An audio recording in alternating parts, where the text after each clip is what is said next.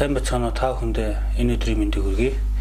Говьсонбор аймгийн иргэдийн төлөөлөгчийн хурлын 2016 оны 12 сарын 02-ны өдрийн 73 дахь тогтоолоор иргэдэд эрх зүйн мэдлэг олох төлбөрийг батлан хэрэгжүүлж ялж байна. Энэ төлбөрийн хүрээнд Говьсонбор аймгийн засгийн тамирын газрын хууль эрх зүйн хэлтс залуус төлөвлөлтөй хамтраад иргэдтэй эрх зүйн мэдлэг олох толгойч буй хуулийн асуудалд нь хариулт өгөх зорилгоор хуулийн цаг нэвтрүүлгийг 7 хоног болгон бүр тогтмол гаргахаар төлөвлөлөө ажиллаж байна.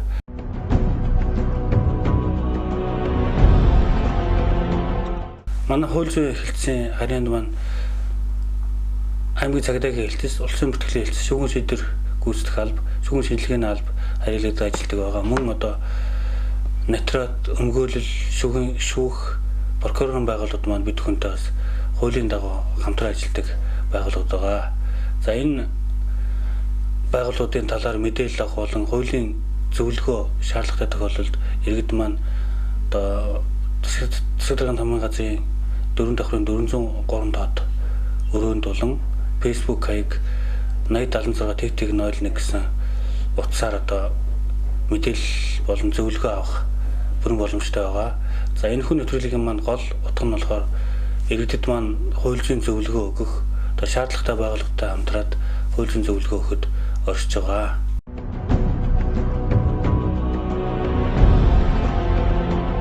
За дараагийн хуулийн цаг нэвтрүүлгээрээ иргэдээс ирсэн хуулийн зөвлөгөө авах асуултуудад хариулахаар байгууллагуудаа хандаад үүний дагуу та бүхний сонирхсан асуултанд бид бүхэн хариулж хамтран ажиллахаар энэ төлөвлөгөө боловсруулан бэлтгэл ажлыг ханган ажиллаж байна.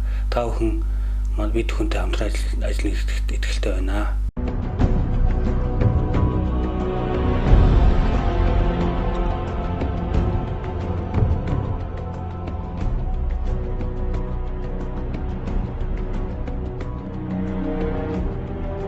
За Монгол улсад эвлэрүүлэн зүйчлийн тухай хууль анх 2013 онд батлагдаж хэрэгжил эхэлснээс хойш өнөөдөр 4 дахь жилдээ улсын хэмжээнд ингээд хэрэгжиж явж байна. Анх Япон улсын JICA төслөөр нь туршилтын жамаар эхлээд хэрэгжиж эхэлсэн байгаа. Эвлэрүүлэн зүйчлийн тухай хууль хэрэгжснээр хөдөлмөрийн эрх зүйн маргаан, иргэний эрх зүйн маргаан, гэр бүлийн эрх зүйн маргааны асуудлыг шүүхийн бус аргаар шийдвэрлэдэг ийм шинэ албатай болоод ажиллаж байна. Манай Говьсонбор аймагт 2014 оны 2 сараас эхэлж энэ албан анх байгуулагдсан. Түүнээс өнөөдөр хүртэл энэ үйл ажиллагаа явагдаад явж байна. За Монгол улсын үндэсний эрх зүйн тогтолцоонд бол эвлэрүүлэн зүйчлийн эрх зүй гэсэн шинэ салбараар хүрээгийн тэлэх нөхцөл үүсгэсний гадна гэр бүлийн эрх зүйн маргаан, иргэний эрх зүйн маргаан дээр бол нэлээд үйл ажиллагаа хийгдэж явж байгаа нэг жишээ нь байна. За ингэснээр эвлэрүүлэн зүйчлийн ажиллагааны шүүхийн ажлын ачааллыг иргэний шүүхийн ачааллыг нэлээд хэмжээний хувийг хөнгөчлсөн ийм арга хэмжээ болсон байж байгаа. Түүнээс гадна эрг маргааны эвлэрүүлэн зүйчийг шийдвэрлэх шударгаас хүний эрхийг хамгаалах, улмаар үндэсний хэв нэгдийг хангах, иргэний ардчсан нийгмийг хөгжүүлэх чухал хүчин зүйл болсон байдаг нь өнөөдрийн үйл ажиллагаарт их тод харагдж байгаа. За манай улсад эвлэрүүлэн зүйчлийн ажиллагааг дөрөв хэлсэн Японы JICA гэсэн төслийн хүрээнд хэрэгжснээс хойш өнөөдөр ингээд явагдаж байна. Энэ хугацаанд манай эвлэрүүлэн зүйчлийн ажиллагаа бол жилээс жил өсөж явж байгаа. Ягаад гэвэл анх бол 14 онд хэрэгжиж эхлэхэд бол 120 өргөдөл анх шийдэж байсан бол жилээс жил өнөөдрийн байдлаар ихэд 16 онд манай 250 хэдэн өргөдөл шийдсэн. Энэ бол иргэний анхны шатны шүүхийн ачааллыг мэдээд хөнгөчлсөн ийм арга хэмжээ болсон байдаг. За өнөөдөр бидний 9 сарын байдлаа 10 сар гарчлаа. 9 сарын байдлаар гэхэд манайх 150-60 өргөдлийг хүлээн аваад шийдвэрлсэн явж байгаа жишээтэй. За бүтэн жилийн байдлаар бол нүднгийн байдлыг биелсэн байгаа. За эвлэрүүлэн зүйчдийг мэддэг бол манай иргэд бол ялангуяа манай Говьсонбор аймагт манайхан бас сурчлагаа мэдээллийг албан байгууллагуудаар хийж ирсэн. Түүний хүчинд манай Говьсонбор аймгийн иргэд эвлэрүүлэн зүйчлэх гэдэг энэ албан ямар үйл ажиллагаа явуулдаг, юу болсон гэдгийг нэлээд ойлгочтой болцсон. Түүний хэрээр улсын хэмжээнд мөн адилын ойлголт ажиллагаа явагдаж байгаа. Тэгээ жилээс жилд өргөдөл материал ингэж иргэдэг иргэдний маргааныг шийдвэрлэдэг бол мэдээж иргэдийн оролцоогоор маш их өссөн дүнтэй явж байгаа. Жилээс жилд нэмэгдэж явж байгаа. Ийм байдалтай байгаа. За улсын их хурлаар эвлэрэн зүйчлийн тухай хуулийг баталснаар эрх зүйн маргааныг шүүхийн бус аргаар эвлэрүүлэн шийдвэрлэх ажиллагааны эрх зүйн үнцийг тогтоож өгсөн. Улмаар тухайн ажиллагаа хөгжүүлэхтэй холбоотой харилцааг зохицуулах боломжтой болсноор эвлэрэн зүйчлэх ажиллагаа хууль заасан нөхцөл журмын дагуу явагдаж байгаа. Хэрэг маргаанд эвлэрэн зүйчлэх ажиллагааг тогтмол ингээ явуулж байна.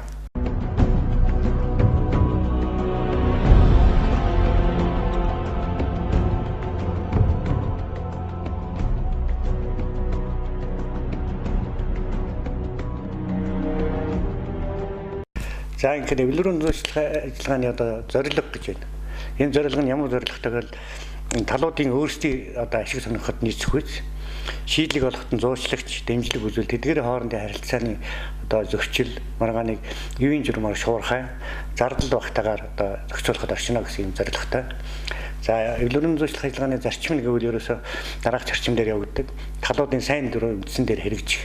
Одоо ухааны иргэний маргаан дээр гарсан шийдвэрүүдийг өөрсдөө сайн дураараа хэрэгжүүлэх гэсэн ийм зарчимтай. За эвлэрэн зүйчлэх ажиллагаанд оролцогчдын одоо нууцыг бол чанд хадгалах гэсэн нэг бас зарчим байна.